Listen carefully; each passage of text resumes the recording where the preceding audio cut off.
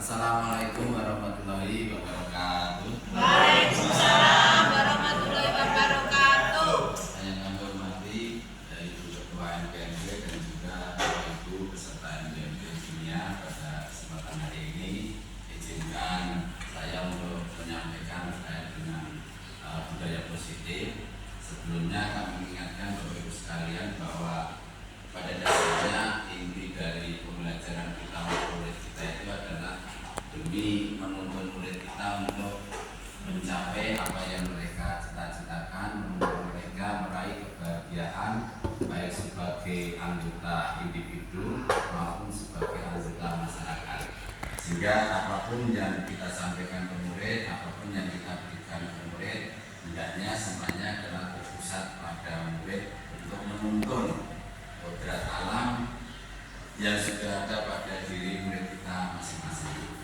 Terkait dengan budaya positif ini, Bapak sekalian, tentunya di sekolah Bapak Ibu berupaya untuk mewujudkan lingkungan pembelajaran, lingkungan sekolah yang mendukung terkait dengan kegiatan pembelajaran, terutama adalah hal-hal yang memang positif dilakukan oleh seluruh warga sekolah. Baik Bapak Ibu sekalian, di sini kami akan menyampaikan beberapa materi dan nanti seandainya ada pertanyaan kami persilakan dan bisa langsung ditanyakan.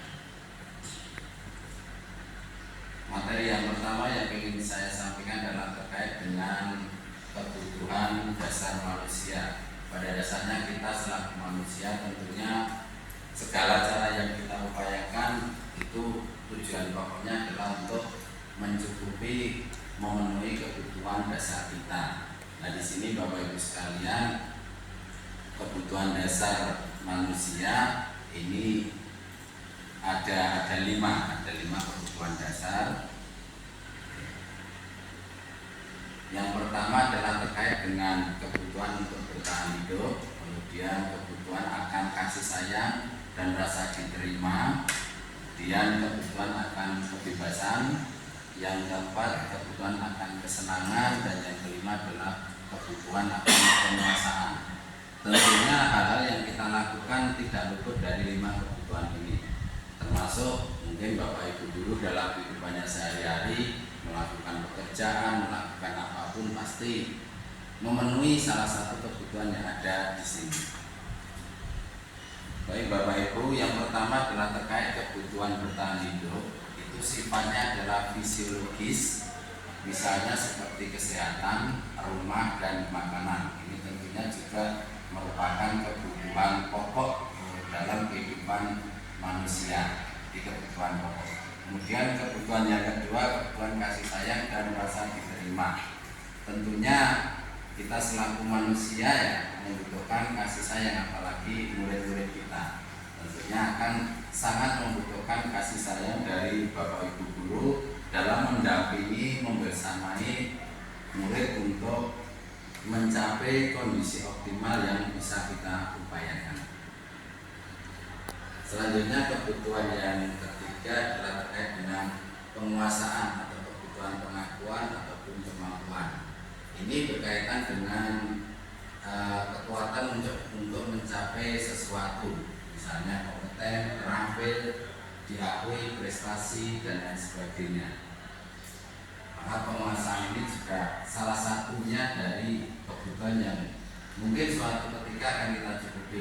Contohnya panjenengan berkeinginan untuk menjadi seorang pengawas atau seorang kepala sekolah. Nah ini salah satu upaya untuk memenuhi kebutuhan itu. Yang keempat adalah kebutuhan akan pilihan atau kebutuhan akan kebebasan. Kebutuhan akan kebebasan ini terutama adalah terkait dengan kemandirian, otonomi dalam melakukan pilihan. Tentunya dalam hidup ini kita banyak menjumpai pilihan-pilihan. Hidup adalah pilihan ya. Hidup adalah pilihan. Ini termasuk salah satu kebutuhan dasar. Kita berhak memilih, baik itu buruk, baik itu baik. Itu adalah hak kita, kebutuhan dasar kita untuk melakukan pilihan.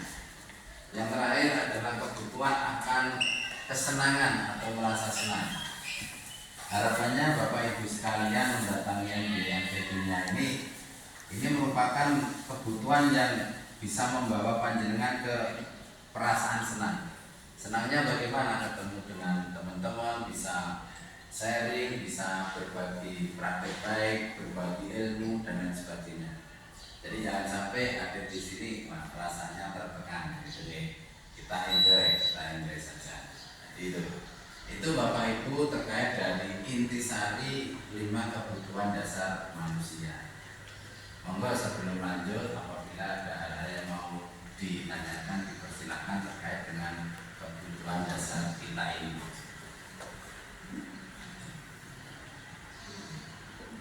Betul-betul Bapak Ibu?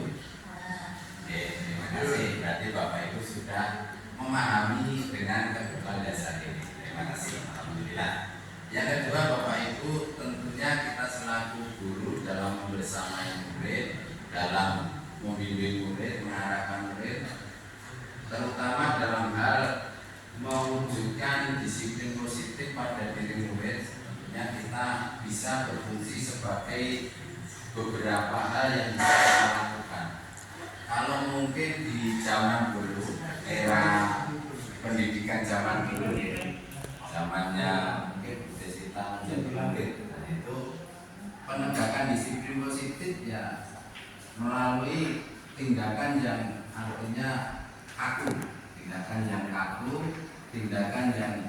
pokoknya aturan ini ya seperti ini, kamu melanggar ya konsekuensinya harus menerima hukuman dan lain sebagainya, seperti itu.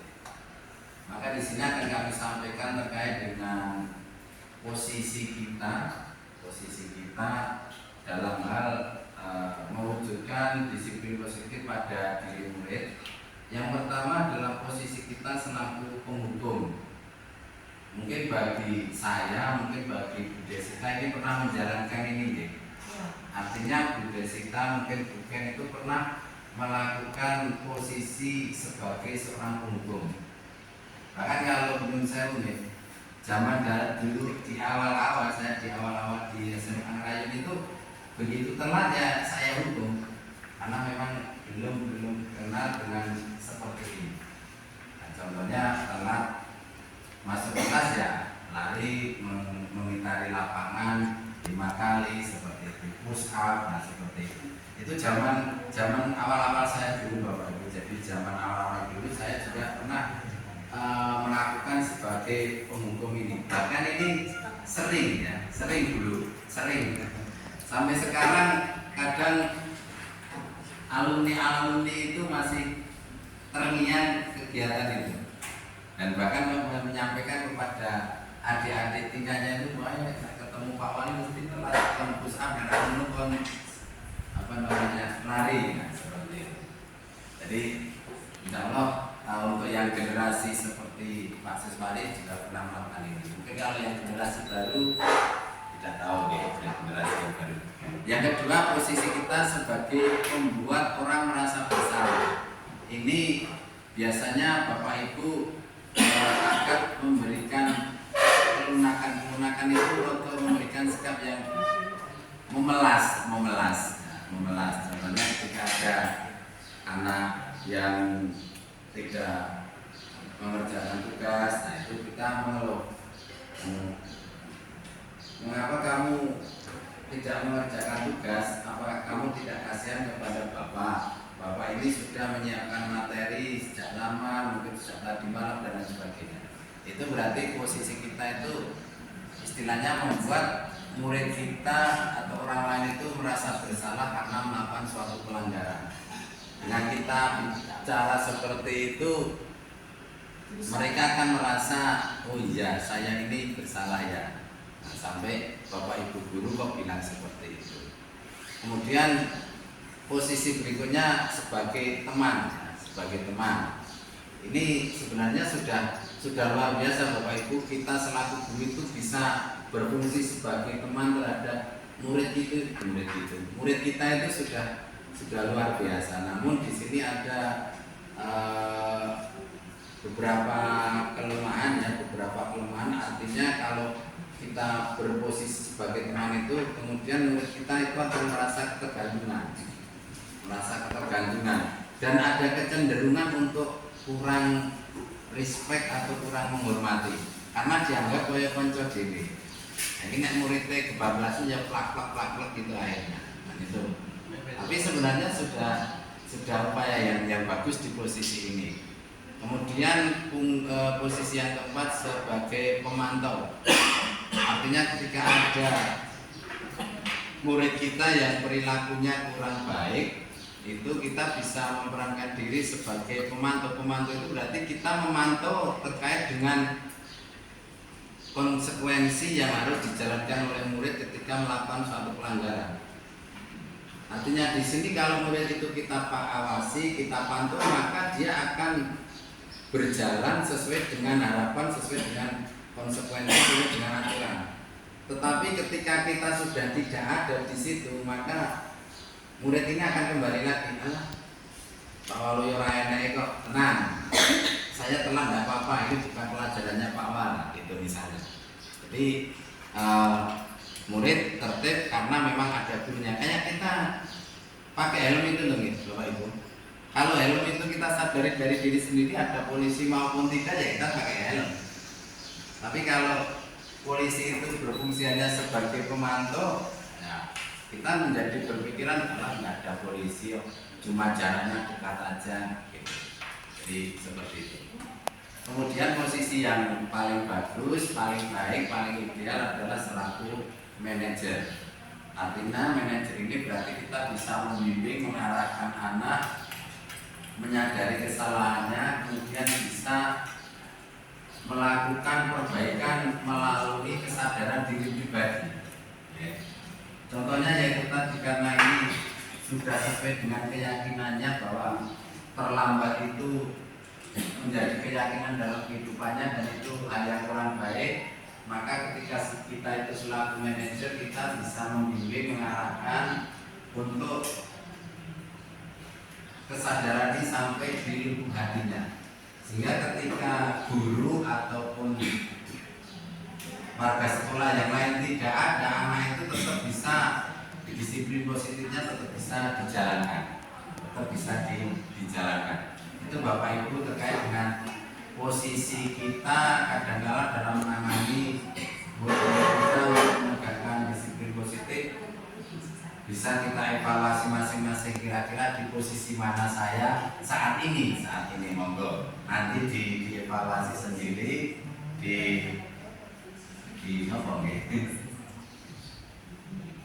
disadari sendiri. Oh tiba aku ini masih penghukum, oh aku ini sudah sampai taraf pemantau, bahkan sudah sampai ke taraf manajer. Itu Bapak Ibu terkait dengan posisi kontrol seorang guru atas menegakkan disiplin dari murid-muridnya.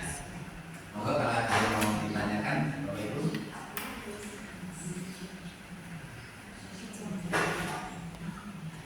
Sampun. Yang terakhir adalah terkait dengan upaya dalam rangka penegakan disiplin positif terhadap murid. Dikenal dengan adanya teori segitiga restitusi. Segitiga itu berarti yang terdiri dari 3 komponen ya. Dan ketiganya itu saling berhubungan. Kalau kami sampaikan dulu tindak lanjut dari hasil observasi belajar mandiri di PMM terkait dengan hukuman, konsekuensi dan restitusi. Ini kita sharing mau nih Bapak Ibu, kalau menurut Bapak Ibu itu apa nih kira-kira bedanya hukuman dengan konsekuensi? Hukuman itu menyiksa. Oh, hukuman itu menyiksa. Hukuman itu fisik. Hukuman itu fisik.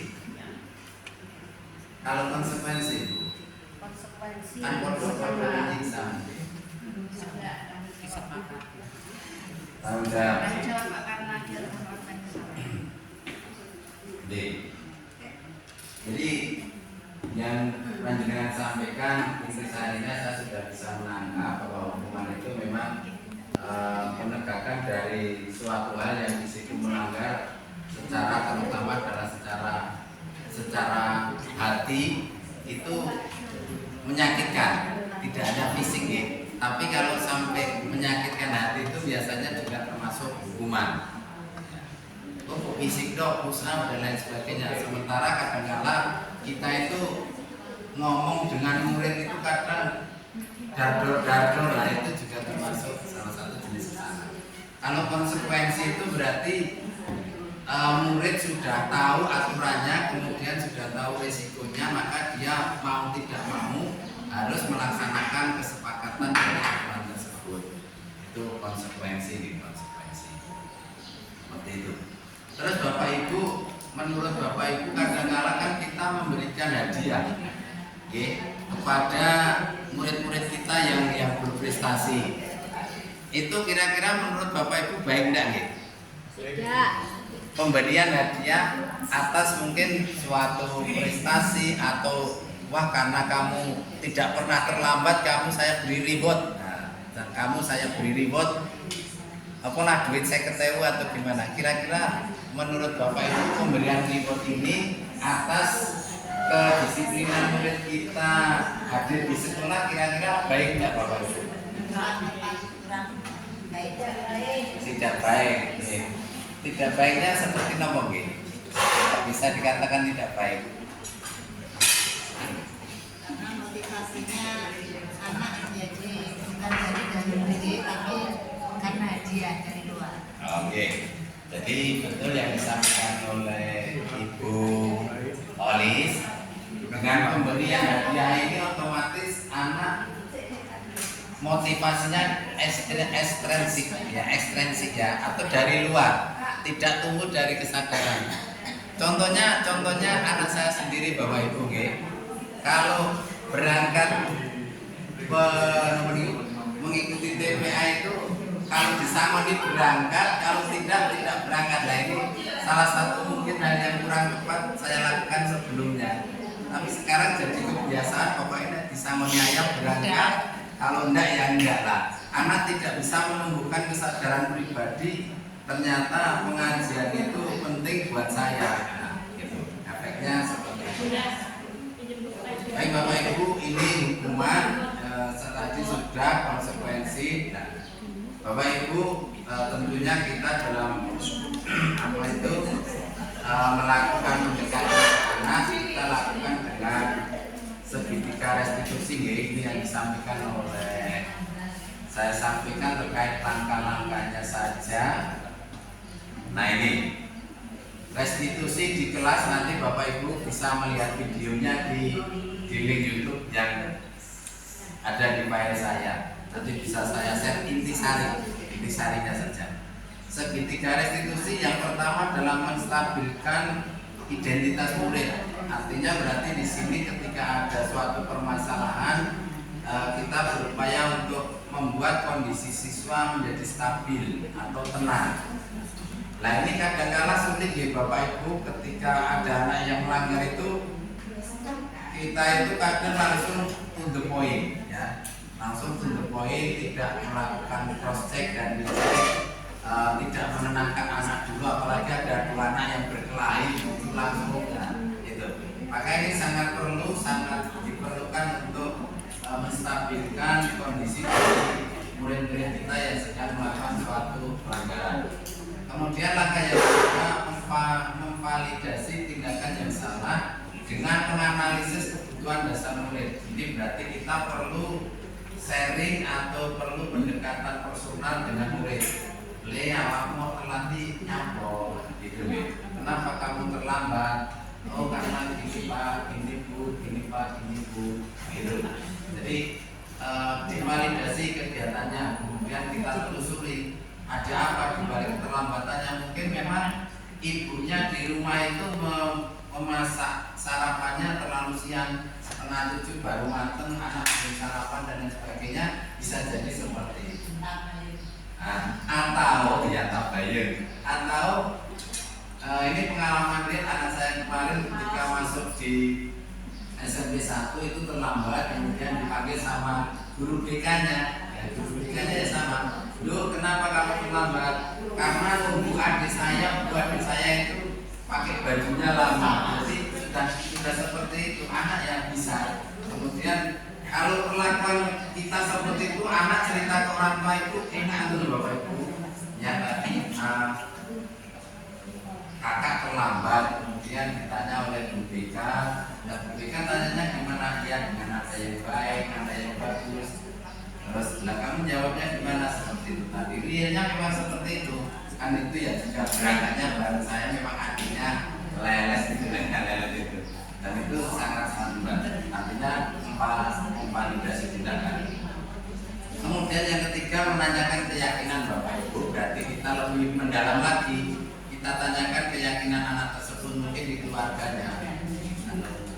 Mas, kalau di keluarga kami itu kalau keyakinan terkait disiplin mungkin datang tepat waktu itu seperti apa? Oh iya Bu, di keluarga saya itu semuanya disiplin, mereka tepat waktu. Nah, ini berarti kan artinya ketika kita menanyakan keyakinannya anak itu, anak sudah memiliki gambaran yang jelas, keyakinan yang jelas bahwa memang ini merupakan hal yang positif yang menjadi keyakinan dalam dirinya dan keluarganya. Gitu.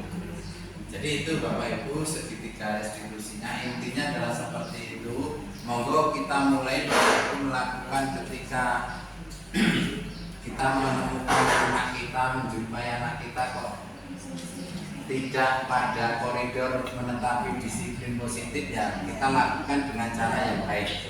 Bisa dikatakan coachingnya dilakukan dengan segitiga restitusi. Nah ini monggo kita mulai bersama-sama, tidak hanya selaku kami dari CGP tidak, tapi Bapak Ibu guru sebenarnya sudah bisa mempraktekkan ini dalam kehidupannya. Tidak harus jadi guru penggerak untuk bisa melakukan coaching, untuk bisa melakukan segitiga restitusi. Nah, mungkin itu Bapak Ibu yang bisa kami sampaikan. Barangkali ada sesuatu yang mau disaringkan, monggo dipersilakan.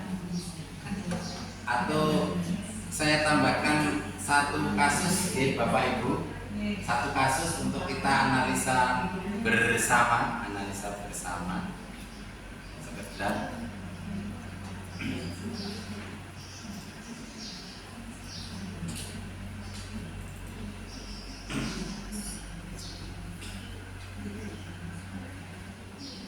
Kasusnya sederhana saja Bapak Ibu. Ditutupi ya. Sabrina hari itu bangun terlambat dan terburu-buru sampai di sekolah. Dia pun akhirnya sampai di gerbang sekolah, tapi baru menyadari kalau tidak menggunakan sepatu hitam seperti tertera di peraturan sekolah. Sami ya Bapak Ibu, peraturannya sepatu hitam gini Senin. Oke. Kemudian di depan pintu kelas ada Bapak Lukman memperhatikan sepatu Sabrina yang berwarna coklat. Sabrina berusaha menjelaskan bahwa dia terburu-buru dan salah mengenakan sepatu.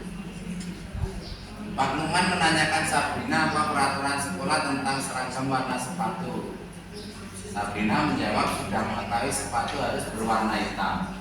Sebenarnya Sabrina juga sudah tahu Bapak Ibu kalau aturannya adalah sepatunya berwarna hitam. Namun terburu-buru dan salah mengenakan sepatu.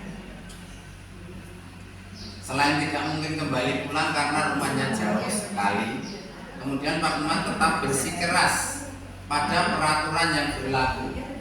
Jadi tetap bersikeras dan mengatakan ya sudah, kamu sudah melanggar peraturan sekolah, kamu salah, sudah terlambat, salah pula warna sepatunya.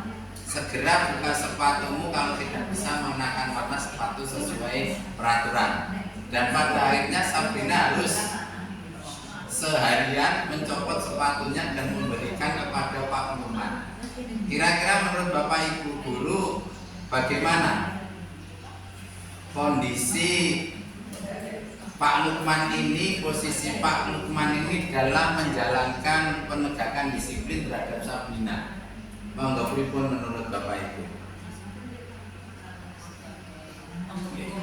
Apakah sebagai penghukum, manajer, pemantau? Karena di sini sepatunya kemudian dibawa oleh Pak Lukman ya, dibawa seharian penuh dia nyeker itu tidak pakai sepatu. Kira-kira apa Bapak Ibu posisinya Pak Lukman dalam hal ini? sebagai Penghukum. penghukum nggih. Nggih, di situ kalimatnya sudah sangat jelas. Pokoknya tidak mau tahu, bahkan di sini Pak Lukman itu tidak memiliki yang saya nggih, empati. Pokoknya wes salah, wes melanggar ya wes gitu. Tidak menanyakan terkait dengan kenapa kok dia terburu-buru, yang mendasari dia terlambat itu tidak ditanyakan. Nah itu. Kira-kira kalau seandainya Bapak Ibu guru ini sebagai manajer, ya kita berandai-andai apa yang panjenengan lakukan Bapak Ibu terhadap kasusnya Sabrina ini. Bayangkan Sabrina mulai jenengan, terus jenengan itu manajer, selaku manajer ketemu dengan Sabrina yang melanggar peraturan sekolah, tidak menggunakan sepatu hitam. Monggo Bu Sri kadosipun iki senior saya.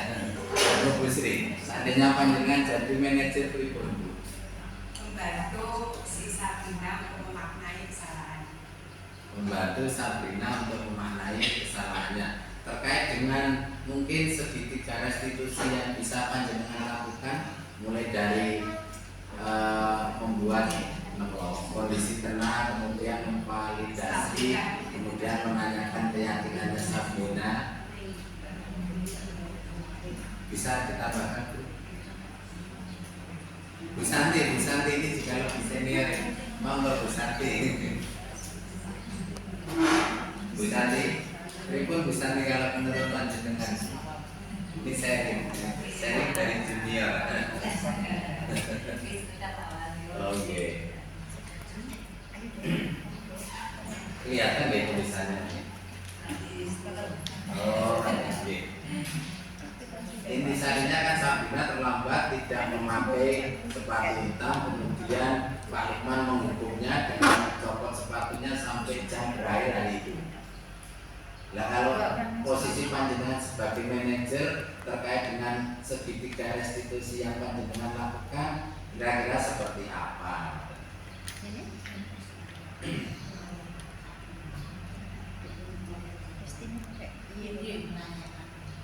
Bu Molis bisa membantu Bu. Mengenali untuk kasus ini Pak Lukman bisa menggali informasi yang lebih lengkap kepada Sabrina, apa alasannya kok terburu-buru. Kemudian kalau sudah diuraikan alasannya dan bisa dimaklumi, maka dikembalikan ke Sabrina bahwa dia sudah menyalahi peraturan sekolah, dan mungkin kembalikan ke Sabrina konsekuensi apa yang bisa kamu terima dalam hal kesalahan ini. Jadi kita tawarkan ke anak tersebut. Kalau memang anaknya mau berjanji mungkin ini tidak akan mengulanginya kembali atau bagaimana, kan lebih enak gitu, sehingga tidak langsung Pak Lukmannya mencopot sepatu sehingga justru menimbulkan Sabrina itu malu seharian. Terima kasih Bu Sri, Bu Santi, Bu Kholis sudah membantu menganalisa kasus dua ini. Itu Bapak Ibu sekalian salah satu contoh kasus ketika kita berupaya untuk melakukan coaching pendekatan dengan segitiga restitusi. Sama-sama ya Bapak Ibu kita belajar, saya juga belajar untuk mengubah diri saya sendiri menjadi lebih baik dari yang dulu mungkin karakternya masih terbawa penghukum, namun kita rubah sedikit demi sedikit. Perubahan sedikit itu sangat berarti dalam kehidupan kita daripada kita terkekeh tidak mau memperbaiki diri kita. Baik Bapak Ibu, insya Allah itu sedikit materi terkait dengan disiplin positif, budaya positif yang saya sampaikan. Ada hal-hal yang kurang berkenan dalam menyampaikan materi ini, mungkin ada perkataan yang menyinggung perasaan dan lain sebagainya. Saya mohon maaf yang sebesar-besarnya. Intinya monggo sama-sama kita melakukan penegakan disiplin dengan cara restitusi yang baik. Dari saya cukupkan. Assalamualaikum warahmatullahi wabarakatuh. Izin Pun Bu, tidak usah direkam.